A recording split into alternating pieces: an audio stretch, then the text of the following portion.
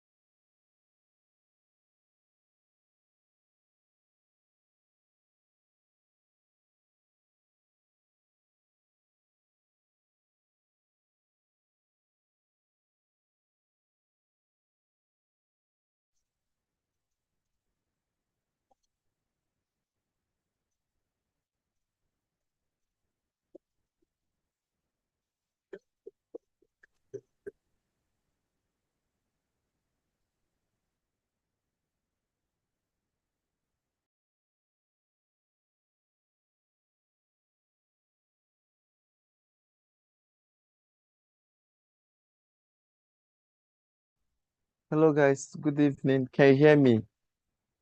I don't know why my instructor is not here. Um, but I followed up as usual. Um, trying to see if I can get him on board. Right. Okay, good evening.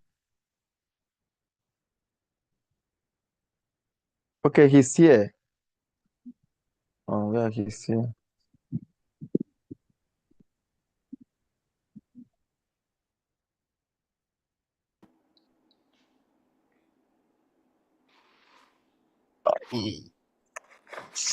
Sorry. Hi, hi, Prof. Can you hear me? Hello. Yeah, I can hear you. Okay, so I'm just trying to, I don't know if you have some you would like to share your screen so that I can um authorize you. Do you have something to share? Okay, cool. Sorry. Just, ah, Christ.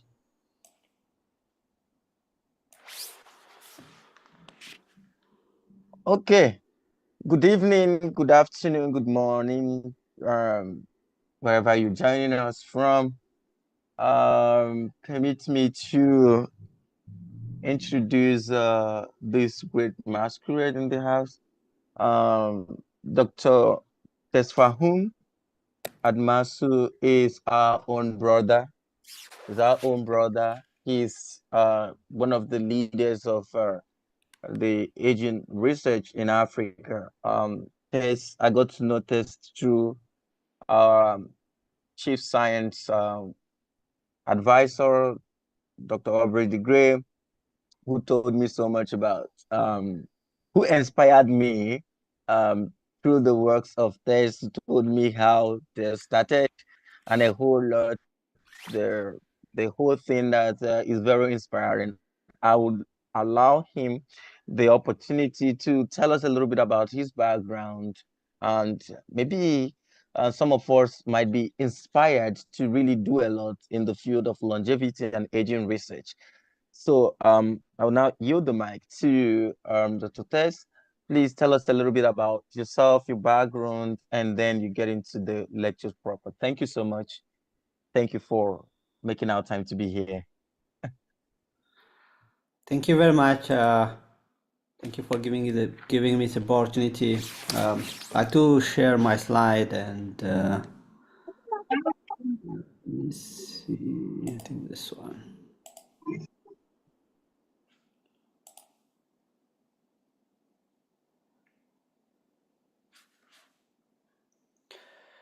Can you see my slides? I can see your screen, but I can see your slide. I can see your screen. Okay.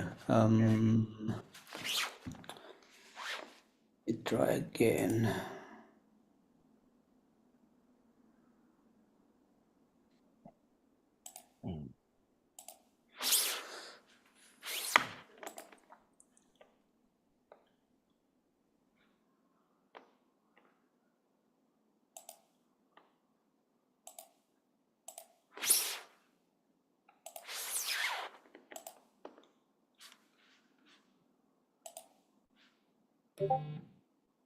How about Yes. now? Yeah, I can see that the mechanism of aging. Okay. Is it in presentation mode? Yeah. All right, nice. Okay. Thank you So everyone for sorry, giving sorry, me the sorry, opportunity. sorry, Dr. Tess. Please, you can make it a mixed model because we have clinicians here. We have people who are new in the field of longevity that might not.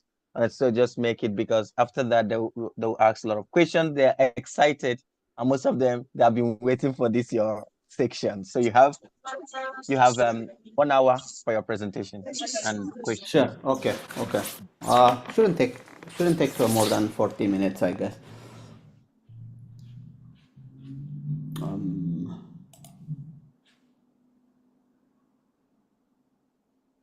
All right. Okay. So my name is Tess Fahon. You can just call me Tess. That's easier. I'm from Ethiopia. I was a biochemistry teacher in there. And then, as you know, in biochemistry, we study a lot of things, especially in chronic disease and the mechanism of the chronic disease. And in the last chapter of that course, I remember our teacher telling us aging is one factor that contribute for different kinds of chronic diseases. And since then, I was pretty much interested about aging and how to why we age, what makes us to age, and then intervention. So because of that, I was interested to look for different opportunities to pursue my career in aging biology. Let's see. So seems this thing is not working for me. Give me 1 second.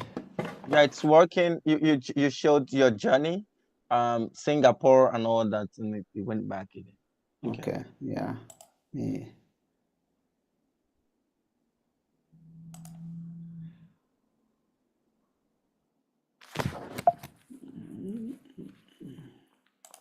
Me, I want to share it again.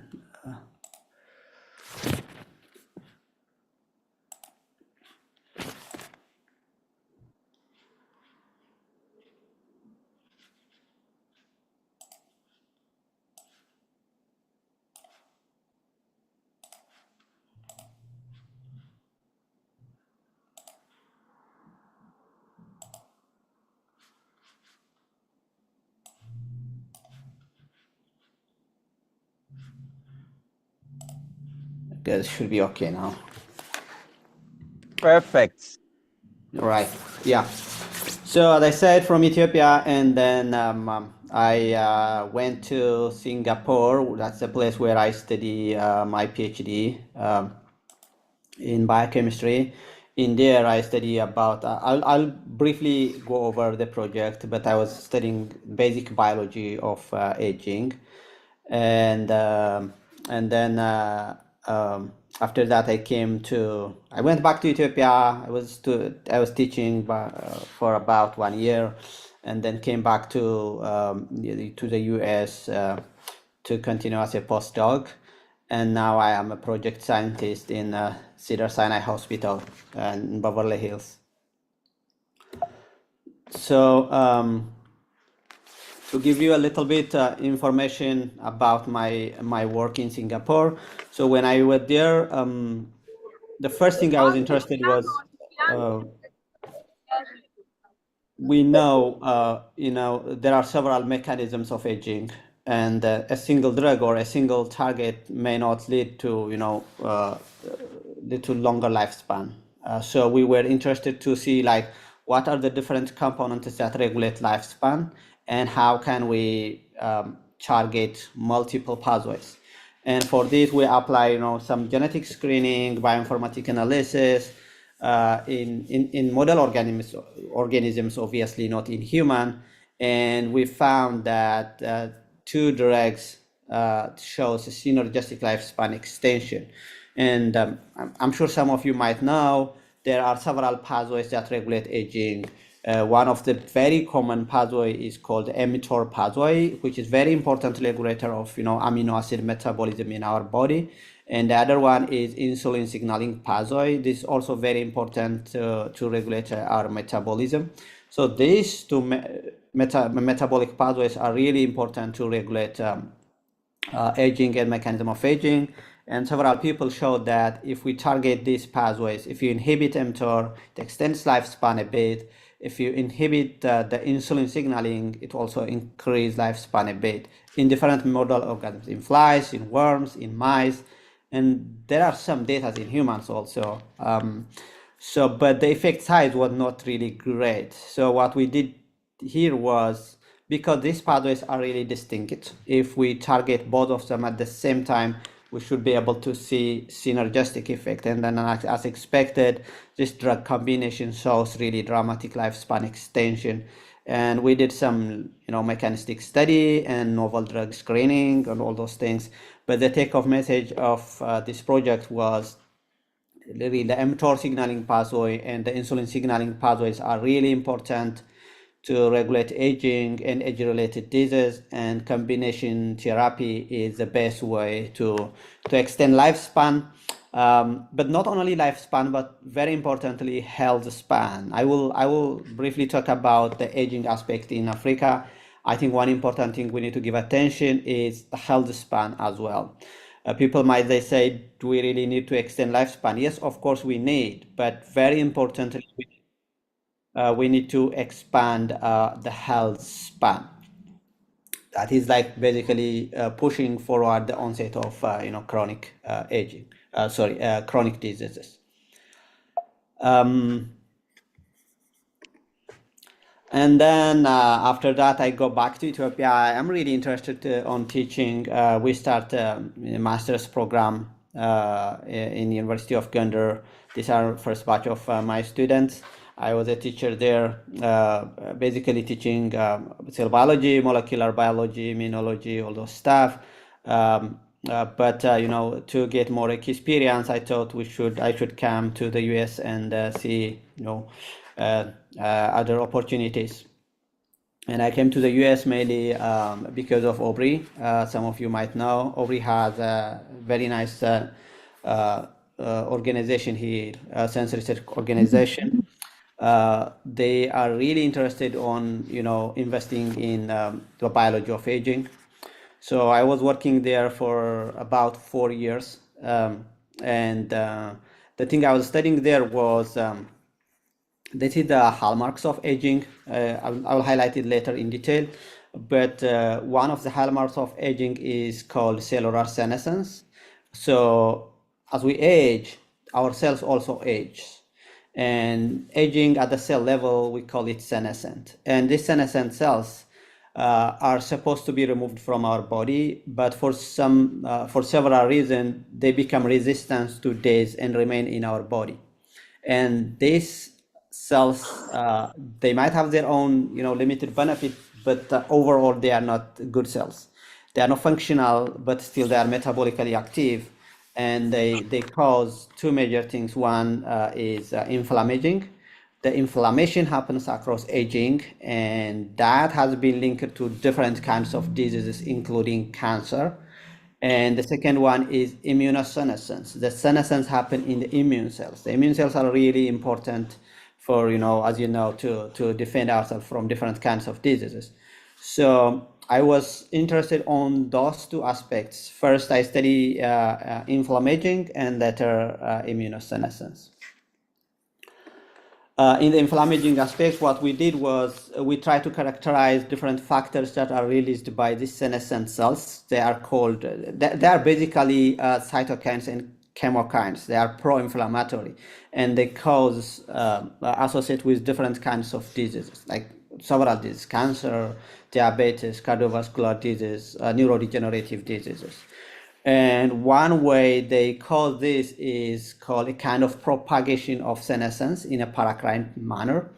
And we ask whether this original senescent cells and the one that created through paracrine mechanism are the same or different. And what we found was actually these senescent cells that are caused by the cytokines and chemokines are very different from the original senescent cells. And we design a mechanism by which we can target these two types of senescent cells in different parts of our body. The way we designed this one was really interesting. What we found was, compared to all normal cells in our body, the senescent cells have high level of iron accumulation. This is pretty much interesting because cancer cells also known to accumulate high levels of iron, and based on that, some scientists are trying to design how to tackle the cancer cells based on this, iron lability. So we use the same principle where we, when we conjugate this iron-targeted small molecules and deliver to the cell, and we're able to specifically kill senescent cells without affecting the normal cells. And through this way, we managed to kill like 90% of senescent cells without affecting our, normal cells. This is one of really important avenue that I would like to continue. Still, it's a kind of ongoing project, but it's very promising. The other really important aspect that I was working at Transdisciplinary Foundation was immunosenescence. So we have different kinds of immune cells in our body, especially natural killer cells. As their name implies, they are killers. Their primary target is to kill pathogens or any foreign body. CD8 T cells, they are also cytotoxic, very important type of cells. And then CD4 T cells, helper T cell, regulatory T cells. I don't want to go into detail on this one. If you have a question, you can ask me later. I can explain happily. But I was really curious about one specific type of T cells called these gamma delta T cells. And I was really interested on this because they act like CD8 T cells, but also they act like natural killer cells. But sometimes they also act like a Treg cells. They have like multiple kinds of functions. So I thought these are very interesting cells, even though they are very little in our body, only 0.5% in the blood. But if there is a way to expand these cells, they might be very powerful therapies. And what we did was we isolate these cells in the blood and design a protocol to expand them, and then put those cells back to the mice and see if they can specifically kill the senescent cells and expand lifespan. This is again ongoing project, but what we found, at least from preliminary data, is that they are really powerful cells. They're able to kill, we know they kill cancer cells, but we also show they kill the senescent cells specifically. They are one of the very power of these cells are they are very specific. NK cells and T cells, CD8 T cells also kill the senescent cells, but their limitation is they lack specificity, so they have some side effect. But the gamma delta T cells are really specific, and we just submit the manuscript characterizing these cells. Hopefully it will come up soon. All right, so because of this work on immune cells, I was pretty much interested to deep dive on immunosenescence and impact of aging and senescence in cancer. That is the main project that I'm working now at Cedars-Sinai Hospital. So what we are doing here is trying to understand. So initially I was just understanding senescence in our body. It could be any kind of cells. It could be fibroblasts, it could be endothelial cells, it could be immune cells, or in the neuron, very general. Now I'm becoming very focused on immunology and looking the senescence that's happening in T cells particularly, and try to characterize are these senescent T cells functional or not? Can we, characterize what makes them different from the normal T cells? And can we rejuvenate them? Or can we remove them if they are not functional? Or can we reverse the aging of T cells? So we are basically studying the senescence that's happening in the T cells and a way to, reprogram these T cells for cancer therapy, particularly interested in glioblastoma. My supervisor is a neurosurgeon. We are mainly interested in the brain tumor, but we try to test in different kinds of cancers. So one particular interesting thing in cancer is the cancer or the tumor microenvironment. As you can see here in the left, these are tons and tons of cancer cells surrounded by immune cells. Our immune cells could be B cell, dendritic cell, macrophage, T cells, different kinds of cells. And what will happen here is when the T cells try to kill the cancer cells, there is a process called exhaustion. Exhaustion sometimes. Is that a question?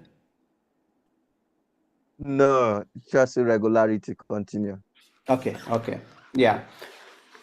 So the T cells try to kill the cancer cells, but during this process, because of the cancer cell or the different, factors around the tumor microenvironment, especially lack of nutrients, lack of oxygen, stress, this leads to senescent T cells. And these senescent T cells become weak and unable to kill the cancer cells. So as I said earlier, in the other factor is the senescent cells, they will release different kinds of factors that might have a good thing or a bad thing, depending on what kind of factor they released in the cancer therapy. So we are looking here, a cancer cell releases, the senescent cell releases these factors which can lead to propagation of the tumor, or the senescent cells also can secrete different factors that can activate or inhibit the T cells. That's a really interesting, why some people say senescent cells are good, and most people say they are not good. So it actually depends on what kind of factor they are releasing to the environment. So depending on the factor, they might have beneficial or not.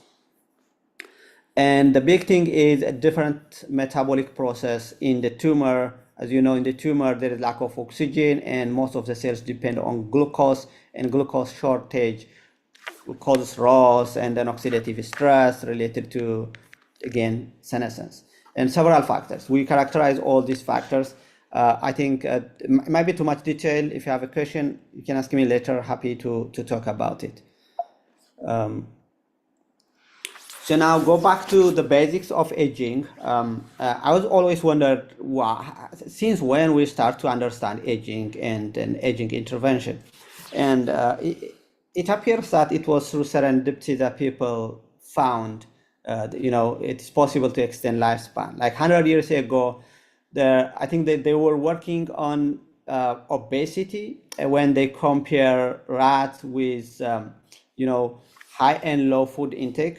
And by accident, what they found was those who take low food intake have slower growth, but at the same time, increased lifespan. And then they become more and more interested to understand the impact of the food that we intake in lifespan. That's why Mackay in 1930s, he came up with this idea that caloric restriction actually extends lifespan. And still since then, caloric restriction is one of the powerful mechanism of lifespan extension and one of the well-characterized approach. But genetically, people also were interested to identify if there is any gene in our body that regulates aging. And Thomas Johnson was the first person to discover a gene that known to regulate aging in worms, and he called that gene H1. He was hoping to find more genes, but I think H1 is still the main gene that is known to regulate aging.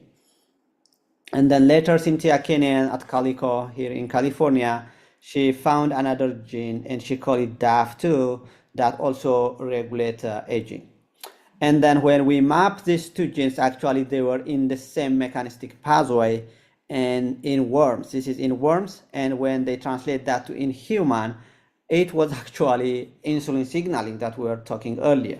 So insulin signaling was actually the first pathway to be discovered as an aging regulatory mechanism, and still the most prominent pathway to extend lifespan in different organs. So this is, genetics. We can, I mean, at least at the moment, we can't do any genetic intervention for human. So the best way is another alternative of like targeting these genes. It could be drug or lifestyle changes. So especially when you come to the context of Africa, it would be interesting to see like what is aging and what can we do about aging as an African. So some people still telling me that infectious disease is a big problem in Africa, and the focus should be in that. And I strongly disagree with that because the data tells otherwise, and which I will explain later. So understanding aging is really, really important, especially for Africa. There is a gross burden of chronic disease rapidly increasing, and then there is a rapidly rising in lifespan extension, which is a great thing, but we should be prepared for that. And then especially we need to study health span versus lifespan. So the first thing we need to understand is aging is the most common cause of chronic diseases. So most of the chronic diseases mainly happen in late life. So, babies, their immune system is a bit weaker, so they might be susceptible to different kinds of infection. But when you grow as an adult, you will have a very good immune system. And then this is, some people call it homeostasis, so you can call it hemodynamics, but you are, highly resilient for different kinds of diseases. But across 65 plus, that is where WHO defines aging or aged population. Several of these chronic diseases can happen. And we strongly believe that rather than targeting each and every chronic disease, if we have an intervention here where we can extend the onset of this aging or prevent from the happening, that is the best way to live longer and healthier. And then this is very really informative graph where it shows, let's say in 1990, this is a global burden of diseases. As you can see here, majority is here communicable diseases, whereas very few in blue are non-communicable diseases or chronic diseases. So 100 years ago, we were mainly suffered by injury and communicable diseases. But if we come to today, even including the devastating COVID-19, still majority of the burden of the world is non-communicable diseases. So this is telling us that science really did great job to eradicate several of the communicable diseases, but the chronic diseases and non-communicable diseases are still a big burden of the world. And the same thing might be true for Africa. So we need to give focus on these non-communicable diseases. And the other important thing I would like to emphasize is the population growth. And this is like, again, I think 1990s here, 1950, sorry, comparing world population, Singapore as one of the most developed country, and Ethiopia as a representative of Africa. So the red line here in the top shows all people 65 plus. Overall, there are very few population living 65 plus all around the world in 1950s. But when we come to 2018, the world is increasing about 2% older people. In Singapore, one of the most developed country, it reaches close to 3%. In Ethiopia, it's still less than 1%, but that was there was a change from the previous one. Now, if we predict what will happen in 2100, you will be surprised. This is the shape of the African population. A huge increase in lifespan extension, but very importantly, if you see like children's 5 and below, there's dramatic shrink, and most of the people will be older people, not only in the world, not only in Singapore, but in Africa also. So that's why we argue that it's time to give attention for aging in Africa. So this is the hallmarks of aging, very, very common and nice slide where people try to see, different markers of aging and how can we, have intervention based on that. One of the common one is senescence, I mentioned earlier, T cell exhaustion or immune cell shortage in the telomere, and nutrition and metabolic related pathways, our mitochondria, or genetic factors, the stability of the genome.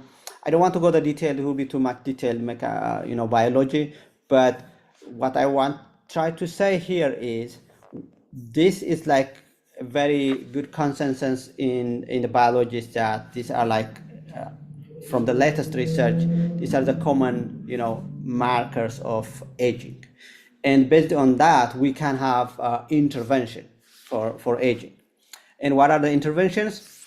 Based on targeting these hallmarks, we could target the mitochondria to enhance our mitochondria health, and we say nutrition signaling so we can regulate our dietary restriction or caloric restriction, or senescent cell, removing the senescent cells, stem cell, very important, rejuvenating our immune cells, and the like. So these are different approaches where we can extend lifespan. So from this, I would like to highlight some of very promising studies. And as I said earlier, caloric restriction is one of the most well-studied approach to extend lifespan in multiple organisms. And in addition to caloric restriction, there are this thing called caloric restriction mimetics, drugs that mimic the effect of restricting the calorie. And one of the well-studied drug is called metformin. And metformin is actually an anti-diabetic drug. And here, this graph is one of the most, striking study where people compare people who take metformin versus people who don't take metformin. And what they found is metformin not only helps you in diabetic, but also it extends the lifespan. And the shocking result here is that metformin monotherapy, not only they live longer than those patients, diabetic patients who took another drug, but they also live longer than healthy controls, non-diabetic healthy controls. That was a very, very, that's why still clinical trial is going on in metformin, especially here in the US and in Singapore. So caloric restriction and caloric restriction mimetics are very, very promising approaches for health span extension. The other really very promising approach for lifespan extension is exercise. No need to tell, exercise is very good for health, and this is an ongoing experiment at Stanford University where they compare the lifespan of runners and non-runners. It started in 1984, still ongoing, and what they found is runners actually live much, much longer than the non-runners, and still not completed, but as you can see, there is an obvious difference that exercise is very important for your health and to live longer. So when we come to specifically in the context of Africa, still access to care is a limitation. Access to care is a limitation. Access to diagnostics a limitation. Education and awareness is very important. I think that is the main component where Afrolongevity is working on. But at the same time, Africa is rapidly growing. The population is growing. Urbanization is happening. Our, dietary practice is changing. So all those things, pollution, urbanization, the changing lifestyle, are a significant contributor of aging and age-related diseases. That is why it is time to act now than later. So the good thing is still our traditional diet, which are mainly based on plants and plant diversified plants and rich in microbiomes, are very important for healthy lifespan and healthy span extension. Um, so I would say plant-focused foods, lower intake of processed foods, and cultural strengths. I say cultural strengths because one of the major cause of aging is actually stress, especially in developed countries. Loneliness and stress is a major contributor. And luckily in Africa, still we have a very good strengths of social interaction, which happen to be very important factor to have a happy and longer life. So plant-based food, lower processed food, cultural strengths are very important components in particularly in Africa. And in the intervention, I know there are different kinds of drugs and approaches that has been practiced, and there are like several supplements in the market. But personally, I never take any kind of supplement because it's still we are in the early stage. We need to understand the basic biology, but there are lifestyle changes that will help us to prevent from chronic disease, to be healthy and to live longer. That are supported by science. First one is exercise, as I can show you from the Stanford study or other several studies. Exercise is one of the main things. And regulating our diet, either plant-based foods, but also caloric restriction or intermittent fasting. I actually practice intermittent fasting now about, I think, 8 or 9 years. I found it really good for not only for your health, but also for your mood. The other thing I didn't mention is circadian rhythm. Circadian rhythm is actually very important regulator of aging. So sleep well is another recommendation I would say, and avoid stress. So to sum up, move more, eat whole food, and prioritize your sleep are the major recommendations to have a happy and longer life. And I believe we can achieve aging research in Africa. We can modify aging in African population. At least we can do health span extension. And then I believe Africa has a major opportunity because our aging population still is not huge. So it is a time to act, change our policy, update our, health infrastructures, the hospital, so that it is going to be convenient for older people, and then establish aging centers, research centers, so that our young generation can understand what is the biology of aging, what should we do, and targeting all those chronic diseases just by focusing on aging. If we work on this one, I would say this is one of, people talk about artificial intelligence today, but I think one of the big priority in the future, specifically in biotechnology, will be the biology of aging and targeting aging to prevent several kinds of chronic diseases. And I would say it's the time to act as an African, to have our own, big institutes working in aging and age-related diseases. I think this is my last slide. If you have any question, you are welcome. Happy to discuss. Well, thank you so much. Thank you so much. Let's start taking questions. Minutes. Let me review. Please, if you have any question, raise your hand. We're going to take it sequentially. Yeah, Beam, go ahead with your question. Okay, good evening to everyone. Thank you for giving me the floor, Dr. Ose, and thank you to Admasu for being with us today. I have two questions. the first is you talk about eating healthy. So I really don't know the type and the kind of food we have to lay emphasis on, especially eating. Does it mean we should eat more of protein food or high carb food or food? I really don't know. Or when can we really take those foods? And secondly, you talk about managing stress, like sleeping. So how many hours is it advisable to sleep a day for you to really be healthy? And also, you talk about exercises, exercise regularly, like trekking, walking. So I also wish to know trekking for a very long period of time. It doesn't will it not cause a lot of health problems, especially on the knees, to someone that is of age. So that's my question. Thank you. All right. Thank you very much. Very nice questions. First one is in the healthy food. So, but I would say the big problem in healthy food is especially in developed countries where we eat highly processed foods. So, I wouldn't say meat is bad by itself, but processed foods are really bad.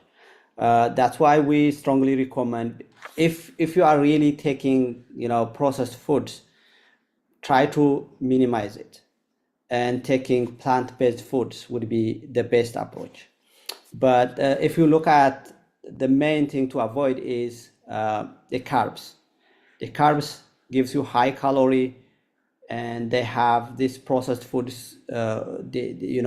You lose all the components in that food. Even if you process the plants are very important because they have like several enzymes, minerals, antioxidants. All those things will be lost during the processing. So the best way is reduce the processed food intake in general, reduce the carb intake, to some extent also reduce the fat intake. Try to be more on the protein side, and try to get more plant-based foods. That way you can balance your calorie. But so that's it generally. But specifically, caloric restriction is very important. You need to know. I know it's technically it is hard to manage how much calorie you take every day, but the way I reduce the calorie intake is try to reduce carbs. That by default will reduce his caloric intake. And the other option is intermittent fasting. So I didn't explain that. Intermittent fasting is, or periodic fasting is normally if you skip breakfast, you eat dinner, skip breakfast, and have a lunch that is like 16-18 hours. That gives you a time to your body to clean all the toxins that are byproducts of your metabolic process. That will also help you. Sleeping commonly recommended as specific times. Time is one important. Very commonly recommended 8 hours a day, but also I think I forgot the terminology. There is a terminology called where you have like a short period of break in a daytime where you take a nap for 10-15 minutes. There's one study where they show people taking a nap in a day versus those who don't take. That also gives an important. So I think it depends on how much work burden you have. Overall, at least taking 8 hours a day sleeping, but you need to sleep well, kind of the quality of the sleep that will reboot your brain. Regarding exercise is also important. Very commonly, at least 30 minutes every day exercise, that is strongly recommended. But again, this also depends on your own biology, if you are healthy adult or older people, or if you have any preconditions. So depending on that, the doctors might recommend different kinds of exercise. But overall, consistent exercise every day is recommended. Just simply 30-minute walking every day will give you a huge amount of benefit. I think I addressed all that. Okay, Duru.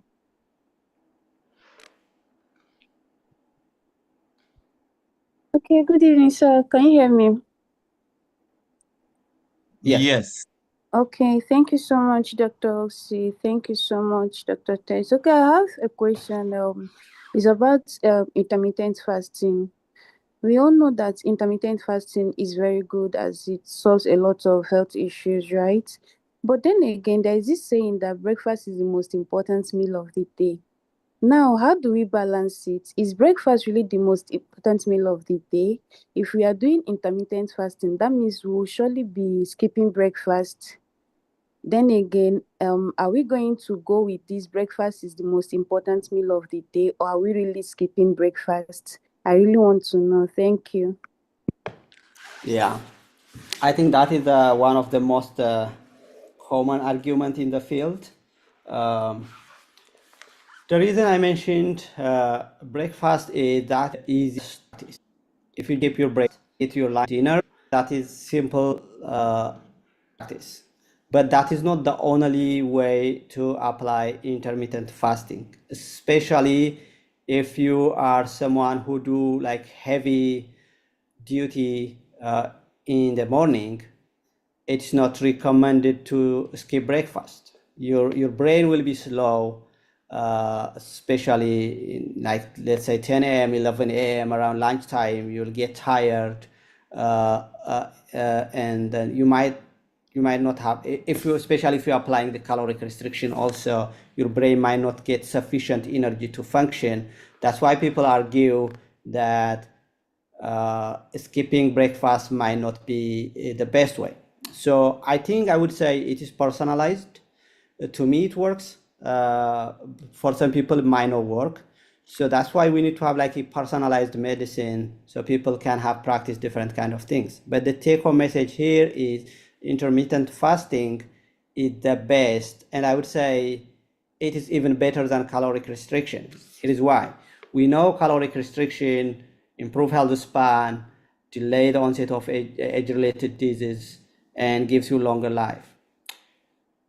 And when you practice intermittent fasting is actually, it gives you the whole benefit of caloric restriction, because during this fasting process you are having caloric restriction, plus you have the benefit of intermittent fasting where you give time for your body to clean all the toxins.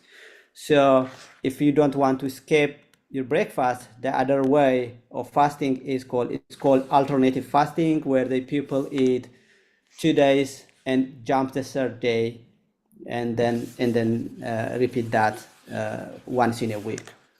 So there are different ways of like doing intermittent fasting. Just skipping breakfast is one way, and that is not the only way. And if it didn't work for you, you can just practice other ones. Okay, so I wanted to add something. If you permit me, Sure. Dr. Tess.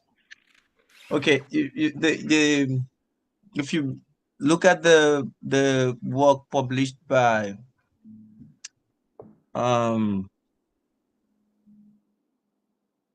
Professor Lufnak, Life I Taught by Medical School, last year. In one of the pages, he did mention, although it was later being debated also, he did mention that the idea of breakfast being the most important food got a necessary connection with corporate-backed science, and the person that popularized this statement was Kellogg, the owner of the cereal company called Kellogg's. And I think John Harvey Kellogg, in 1940s, 1960, there was a strong marketing that really moved that. Of course, you know that he was a scientist and a member of the Seventh-day Adventists. He pushed so many narratives using that slogan when he was marketing the Kellogg's cereals and all that. So it became popular because of his scientific position. Of course, you know what happened with some of the positions that was taken by by some scientists in the past, especially the Harvard scientists. So because it's coming from a known scientist, at particular era, some people tend to really run with the narrative, and which is actually causing problem in the scientific community. I think the same thing happened in Cape Town when we were discussing on health economic policy, why pharmaceutical companies are not really pushing hard for orphan diseases, and most of them were talking about that is not what investors are looking at. Investors are looking at return on investment and all. So, for me, I think for intermittent fasting, we should focus on people's threshold, tolerance thresholds. Like, a lot of people tend to jump into intermittent fasting because they hear intermittent fasting. You need to start with a smaller window and then you increase. Don't just jump into it because you might cause problem to your health. So that's just my basic contribution. Thank you. Yeah, I strongly agree. Whether you practice intermittent fasting, caloric restriction, or even exercise, I think I would take this as kind of this would be considered as a medical advice. So the best way is talk to your doctor or check your health status. So it will be on a personal base. Something that worked for me might not work for Ossie. Something that worked for Ossie might not work for any of you guys. So it will be on a personal base. And when you start slow.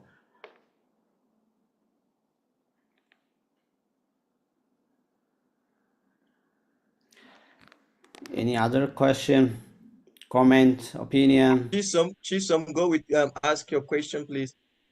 Okay, thank you so much, Dr. Tess. My question is on screen time. I find it to be one of the most challenging lifestyle habits in our recent time. This screen time, how much we use our screen time, affects us a lot. So I just want to ask if there are some tips. What can we really do? Because we all use screens these days. So what's the best way to prevent some eye issues that will arise from screen time? And then secondly, too, about this intermittent fasting of a thing, the professor here, he said something about meeting your doctor to know your health status. And these are some of the challenges we're having in some part of Africa. How many people even have personal doctors? How many people can afford that simple health care, to know what is happening in their system? So that's where we have some challenges here.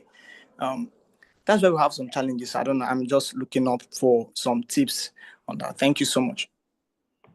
Yeah, very nice questions. The screen time, I don't know if I can specifically talk about aging, but overall screen time is the big problem in these days, especially for kids. There are several studies that shows that longer screen time you spend, you are compromising your health, especially for kids. One very common report is screen time and its effect in autism. So kids who spend too much time seems to have like a higher risk of to have like the autism spectrum. That's very problematic. But I think it might also will be related to aging. One study I remember was people were studying the UV light and effect of the UV light in aging because the UV light causes DNA damage and kills your cells. It might cause cancer, but it may not necessarily cause cancer because that depending on the strength of the UV light. But definitely it's one of the major cause of DNA damage, which leads to aging. And based on that, there is an extrapolation of the blue lights that were released from your phone, from your computer, TV, might have an effect on your DNA. there is no clear evidence that the clear study that has conducted in human, but there are several, information that indicates that spending too much time on screen, at least it is not recommended. It might have an impact on your health and probably on aging as well. So I know it is challenging. We spend the whole day on a TV or in our computer because this is how we work. But minimizing it if you can, or giving a break every now and then. They recommend like taking like, if you spend 20 minutes in your computer, take a minute, walk around it, sit back, try to minimize direct exposure to the blue light for longer time is recommended. But I know that's a big problem. Regarding intermittent fasting and lack of personal doctor in Africa, I completely agree with that. I'm also from Ethiopia. I understand that. So there is that gap. And the way I see this is, if you are really interested to practice that, first I would, I don't want to recommend a specific person or any YouTuber, but there are good resources online that teaches you, medical doctors, and who study biology, aging biology very well and understand the science behind. And they have like, even there are books, but I don't want to really, make this, promotion of somebody's book. But there are really, good resources online that recommends based on, your background, what kind of practice you start. But I understand the limitation.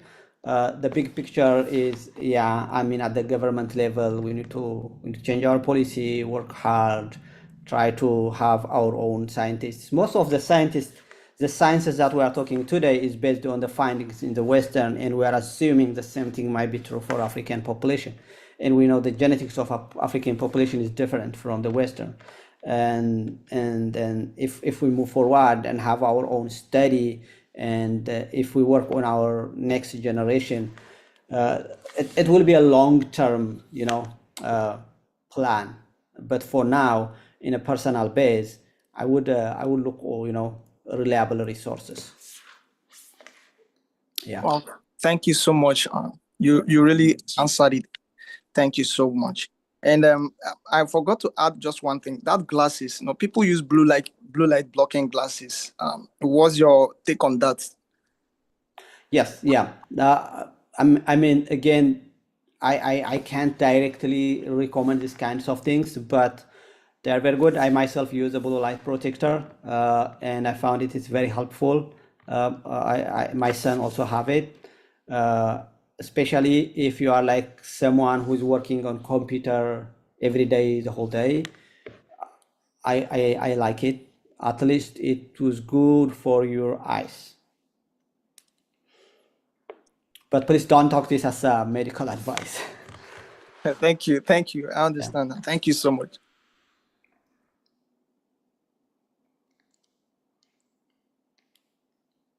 Okay, so Adedoja, ask your question. After that, Abin. Then after Abin, I will ask my questions. Thank you. Okay. Okay, sir. Thank you, sir. Our speaker, thank you so much for the insightful presentation. My question is, please, what is your professional view on the ketogenic diet in relation to longevity and metabolic health? Are there any risks we should be aware of? Thank you. Oh yes, I mean, when you talk about aging, there are several things to cover, and hard to cover everything. And this is my first presentation to this community. I think in the future, probably I might have a presentation specifically, mechanism of aging and intervention, lifespan, lifestyle changes, all those things, because it's very broad. Ketogenic diets are one of the very, very interesting approaches for aging intervention. I work in a Bakin Institute here. I used to work there, and there are people who has one of the first working on ketogenic diet. and they are really, really promising and shows a very strong lifespan, health span extension in mice and in worms and in flies.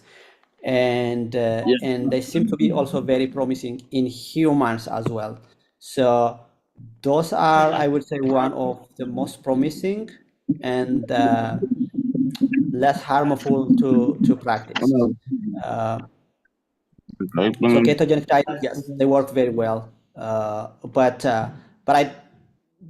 they might need to do some clinical study to recommend to humans. But they are one of the alternatives. If you practice caloric restriction, you are getting ketogenic diet in your body. So ketone bodies can be produced in your body. And the way our cells, our body produce ketone bodies is when you have limited calorie and it start to synthesize ketone bodies, which can act as a ketogenic mimetic so yeah, I'd focus on caloric restriction, but in the biology is perfect, it works very well, and one of the top candidates for aging intervention are ketogenic diet. But should we practice that to human? I think I don't see any harmful effect practicing that, but there is no strong clinical data to support that. So the biology is beautiful, but still we can't recommend for human. So it again will be depend on the personal preferences. You prefer ketogenic diet, you prefer caloric restriction, or you prefer intermittent fasting, or you prefer, to be plant-based or stuff like that.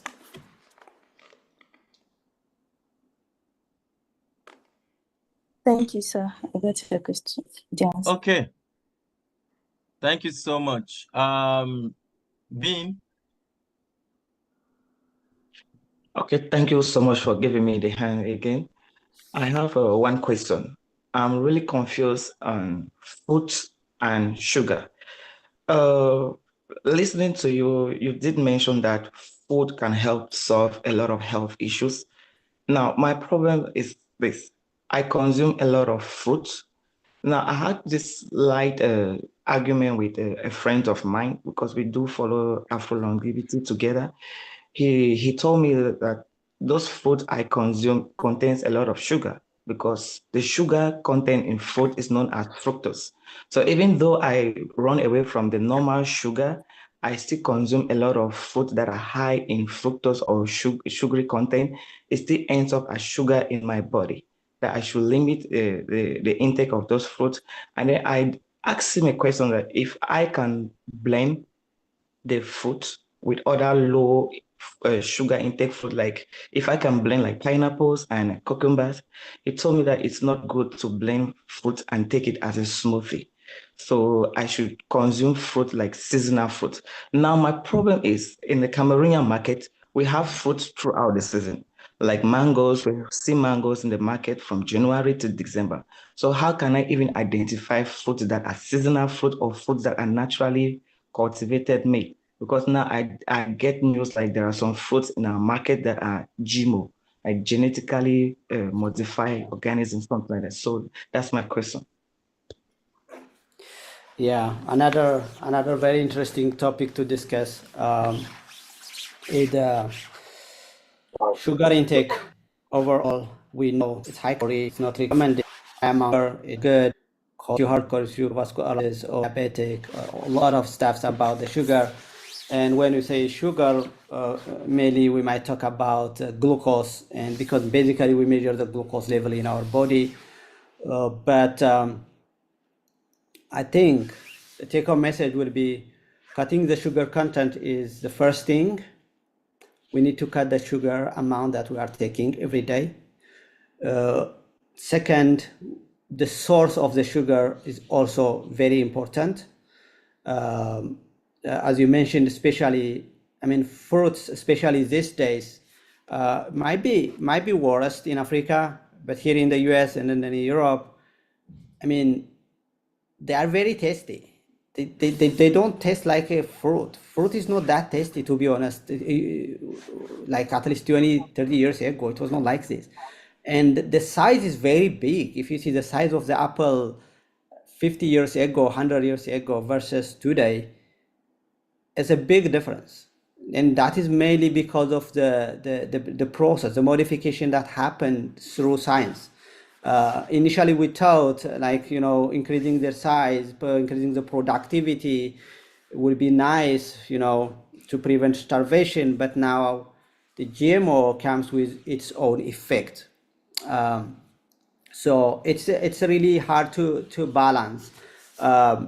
If possible, focusing on organic sources, non-GMO, organic products, even for the fruits, is recommended. And then again, even in fruits, you need to control the amount of calorie that you are taking every day, whether it comes from the fruit or whether it comes from the sugarcane or whether it comes from the bread. Sugar is sugar. So we need to reduce that. And to me, the best way is, when we talk about sugar, mainly we are referring fructose or glucose, but I think the major one is starch. Starch is so rich in glucose, one. And second, especially if you are eating processed food, most of the processed food, they contain starch. And that starch, when it breaks down into glucose, and it breaks down very rapidly and gives you tons and tons of glucose.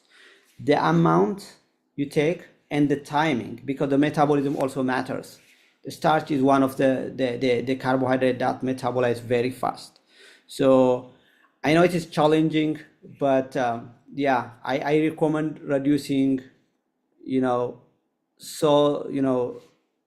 whether it is fruit or any other, whether it is potato or any other thing, reducing the starch or the sugar in general is recommended. And if there is a GMO, I personally try to avoid GMO, any kind of GMO products. It shouldn't be that difficult in Africa, at least for today, but eventually it seems it's not inevitable. This is something that we need to also address, GMO and its impact in aging and health. We need to study in the future. Yeah, I'm not sure if I address your question though. Okay, thank you so much, Doctor. Well understood. Thank you. I appreciate it.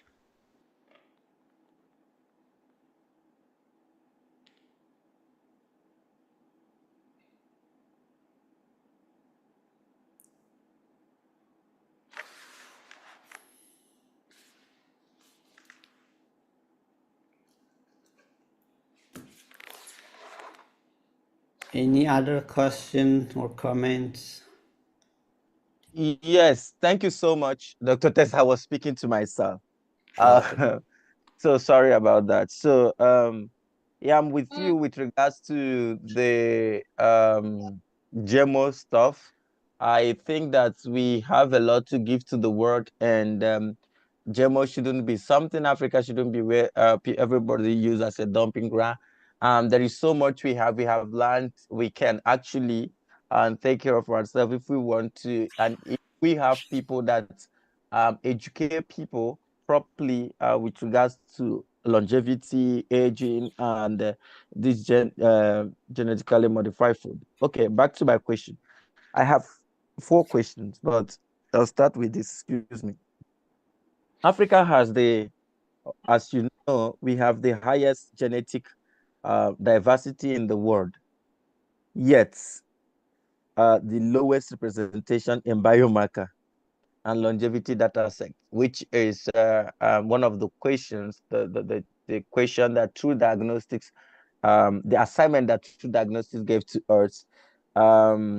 So what specific biomarkers of aging do you believe require Africa-specific calibration, and how can we realistically begin collecting this data?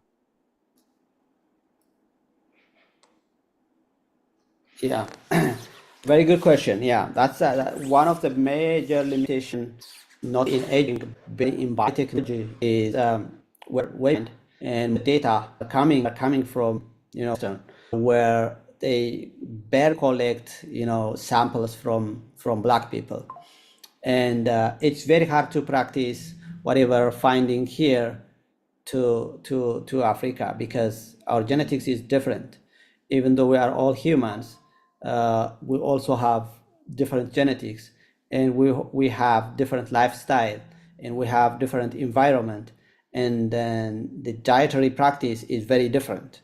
So whatever working here may not necessarily work in Africa. That's why we really need to have our own data. Most of the principle will be the same. Biology is biology, science is science, but genetic factor, if we broadly speaking about aging, the main factors are genetic and environmental factors. So when you talk about genetic factor, even individual to individual, there's a genetic difference. So unless we don't have our own database, it's hard to practice everything that is coming from the Western. And then the lifestyle, the environmental factor, it could be the lifestyle or the food we intake or the place we live, all those factors. And then lastly, there is an interaction between the two, the environment and the genetics. They are not two separate entities. They interact with each other. So someone Caucasian living in, let's say in Minnesota, and someone living in Addis or Johannesburg, it's very different. The genetics is different, the environment is different, the food is different. So we need to have our own data. We need to study our own food. We need to study our own microbiomes. We need to study our genetics, and we need to have our own data. And based on that, I think it would be possible to have whether whatever biomarker that is referred by today is conserved for African population or not. And the best way to start is, I think we could start, we have tons and tons of clinical data in different hospitals. We can use those data, curate those data, try to see how the genome of the African looks like. And our food also. It's very important to study our food, especially today, before we, getting these GMOs and, the influence from the Western. Still, we have like raw and processed organic foods. We need to study those, we need to preserve those. And through this, eventually we can, study the interaction between the genetics and the environmental factor together. Yeah, I would say that. Yeah, that's interesting. So you've worked with a whole lot of top institutions in the world with regards to cellular rejuvenation, and all that you work with science, you work with Berkeley Institute and other places. Most rejuvenation therapies, as you know, rely on high cost intervention like partial reprogramming, plasma exchange, or senolytics. Which cellular rejuvenation pathway are most achievable for African healthcare system within the next decades? Yeah. So rejuvenation is one of really the most interesting topic in aging research, and one of the things I really interested. I work in T-cell reprogramming. The way we do is we take out blood sample from all people, isolate the T cells, and then we reprogram their genetic makeup to make them younger, because all T cells from the old, they have the experience, but they are weak. The ability to recognize the cancer cell or any pathogen is very weak. So what we do is we take out them, reprogram them to make them younger again, and put them back to the patient and see if they work well. And there are several studies that shows this actually works very well. The problem is it's costly. It's very expensive even here in the US, but it is very promising. I can tell you, I'm sure you know Jeff Bezos, the owner of Amazon. He spent $3 billion on rejuvenation biology. And I'm sure all of you are using ChatGPT. If you know Sam Altman, the owner of OpenAI CEO, he spent billions of dollars in retro bioscience, where they do rejuvenation. So we know the direction is going to rejuvenation. But the problem is that you can see tons and tons of dollars. It's very expensive. So, but I believe still it is possible to practice this in Africa. And the way to do that is we can do this science by minimizing the cost. And one approach that we could start is called chemical rejuvenation. So using this genetic rejuvenation is very expensive, but chemical rejuvenation is way cheaper, but still able to achieve the same result. So drug screening, identifying small molecules, especially now we have AI. Once we get the infrastructure, we know some small molecules that works as a rejuvenation, then we can use different kinds of AI tool, design a drug, predict if that causes T-cell rejuvenation or any other rejuvenation, and then test that small molecule. Buying that small molecule could be, let's say, $500 rather than doing the rejuvenation process, which will take millions of dollars. So I think chemical rejuvenation is one way to start in Africa. And I think that's the cheapest way, yeah. Yeah, thank you so much. Can you hear me? Yes. Thank you so much. I'm going to ask you the last question because this is one of the most important questions we always ask one of any of our instructors. Given your experience, your expertise, and being an African, if you were to design a 5-year scientific roadmap for Africa to enter the global longevity space, what are the first 3 steps we should take immediately? Yeah, very tough one. I have been talking about this with different people. I think the first thing is we have to create awareness, because I still see. I went back to Ethiopia, tried to talk with different people, scientists, the scientific community, and politicians. There is some progress, but still the resistance is there. People still believe that aging might not be a big problem in Africa, which is wrong. I mean, infectious disease is a big problem still today, yes, because we were not working hard. We were way behind on vaccine development. We were entirely dependent on the Westerns. Now our population is rapidly growing, rapidly aging, but we do nothing. So I think first we need to create an awareness. We need to teach the community, the policymakers, the politicians, so that they have this awareness. And we need to work in the next generation. The younger generation should get the experience of the world. The best way is to go in US, Europe, everywhere in the world, get the experience, and then try to get, the younger generations actually working in aging. And through that, once you have, the expertise, and you create awareness in the community and in the policymakers, then you have now the foundation to start, let's say, a biotechnology. I'm not sure if it aligned with this one. Recently, we established an institute in Ethiopia. So the way we did was... Yeah, it's aligned. Yeah. So to briefly go over, so what happened was we have like a gathering here online. Ethiopian scientists are around the world. And we saw that there are so many biologists and engineers here who have the interest to go back and give a service to our country, but due to one or another reason, we're not able to do that.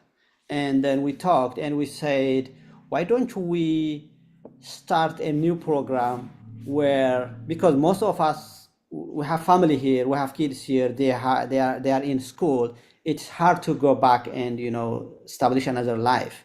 So why don't we create a way to serve Africa, to serve Ethiopia while we are here? And we discussed how to do this.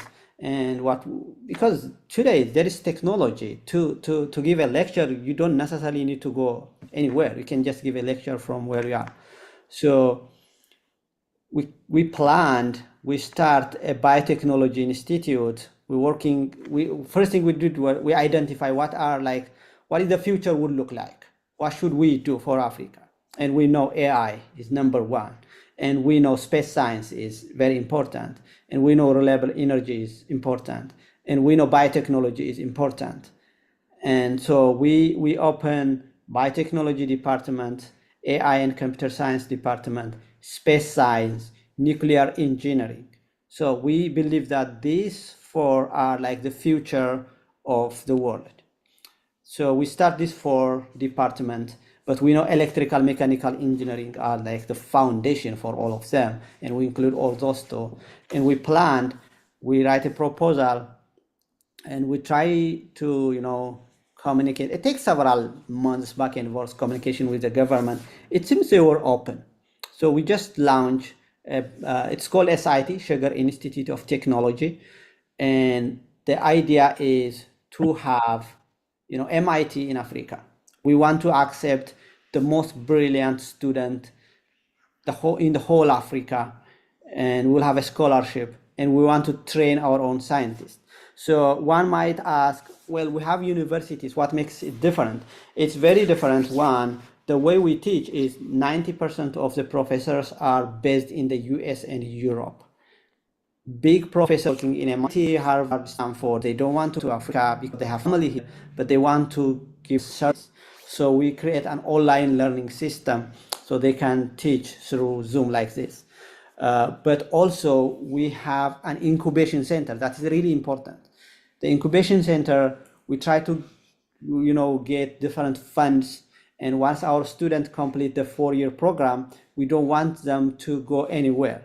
We want them to have their own startup on site. We give them a space, we'll give them the lab, we give them some of the facilities and some funds. They just need to come up with an idea, like groundbreaking ideas, and we will give them everything so that they can work in there. So the big dream is we need to have our own calico there, our own genetics there, our own big pharma companies in Africa. So I think, we need to work, in collaboration. Yeah, thank you so much, Des. You remember when the idea of Afrolongevity came to mind, I spoke to Aubrey about that, right? So Aubrey linked us up to discuss this, and we discussed about Afrolongevity because Aubrey said, OC, you can do this with Des and all that. One of the things after running Afrolongevity from the ideal state to now, like it's a full 5 years, I realized something that was lacking, and that's community. Pythagoras said the universe is composed of numbers. So whatever you do, no matter how beautiful your idea is, without community, it won't really fly. Like you see the power of community. And that's why I started this program. I just started this thingy last month. I started advocating and people picked interest. Now, this is not just going to be, after this, we're going to do leadership training for some of the selected people that will represent their countries, states, provinces, and then campuses, because we want to open chapters. We want to strongly monitor and equip people with the right information to ensure that the message of longevity cut across Africa, right? So most people that talks about infectious diseases and all that, they forget that for malaria, for example, when you suffer malaria more than 4 times, it affects your mitochondrial DNA and make you susceptible to the chronic diseases earlier in life. Like that's why most Nigerians suffer chronic diseases at 40, and people are suffering from osteoporosis and all that, and other terminal diseases earlier in life. They don't know that it is the predisposition of infectious diseases that make their body susceptible to chronic and terminal diseases. So aging is not something, when I see people argue with surface level knowledge, I just look at them and laugh. So we need to really train this community and make them ready to face to pass the message or carry the message along. So we are improving the numbers. And I want to sincerely thank you for making out time. You've been someone that is so passionate about Africa. You are so passionate about anything that has to do with Africa. So another thing that I would like to add is that, yes, we're going to get to the phase where we will do incubation. We are partnering with some institutions in South Africa and probably in Nigeria, because we're going to have Omics Technology Center, because it's lacking. We don't even have aging clock. Like, for us to have ours in Africa is going to be very difficult because we are genetically diverse, but it won't discourage us from having ours. We're going to do a lot and see how far we can go with setting up something that is very standard for Africa. And I don't want us to live as people that always expect the West to give us. We need to understand in this age and time, collaboration is key. And that's why I keep on encouraging them. And most of them that feels that they are just, I told them that this is a serious movement. It's not an all-comers group where people can just come and no. We have something of urgent importance, and we must treat it with that sense of urgency and move strategically. Thank you so much, Tess. Thank you. I really appreciate. Thank you, and do take good care of yourself. Thank you, everyone, for coming. I really appreciate the conversation. Okay, good afternoon, good evening, good night, guys. All right. Depending on where you're joining. Thank you so much. Good night.